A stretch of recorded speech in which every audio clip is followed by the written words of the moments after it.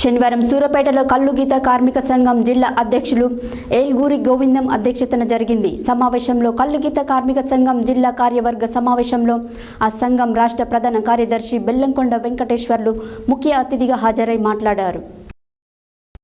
శనివారం సూర్యాపేటలో కల్లు గీత కార్మిక సంఘం జిల్లా అధ్యక్షులు ఏల్గూరి గోవింద్ అధ్యక్షతన జరిగిన సమావేశంలో ఆ సంఘం రాష్ట్ర ప్రధాన కార్యదర్శి బెల్లంకొండ వెంకటేశ్వర్లు ముఖ్య అతిథిగా హాజరై మాట్లాడుతూ కాంగ్రెస్ పార్టీ మేనిఫెస్టోలో వృత్తిలో ప్రమాదం జరిగి చనిపోయిన వారి కుటుంబాలకు గ్రామ పంచాయతీ తీర్మానం ఆధారంగా ఎక్స్గ్రేషియా 10 లక్షలు 30 రోజుల్లోపు ఇస్తామన్నారు.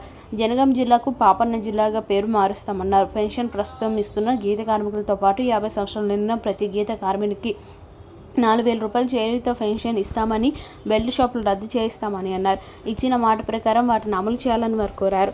ట్యాంక్ బండిపై పాపన్న విగ్రహం నెలకొల్పడం, గీత కార్మికుల ఉపాధి మెరుగుపరచడం, కార్పొరేషన్కి తగిన నిధులు కేటాయించి బలోపేతం చేయడం మరియు వృత్తులు ప్రమాద నివారణ తగిన చర్యలు తీసుకోవాలని, కార్పొరేషన్ నుండి ఇచ్చే ఆర్థిక సహాయం వెంటనే ఇవ్వాలని, ప్రతి కల్లు షాపుకు 5 ఎకరాల భూమి ఇవ్వాలని, పెండింగ్లో ఉన్న ఎక్స్గ్రేషియా వెంటనే ఇవ్వాలని కోరారు.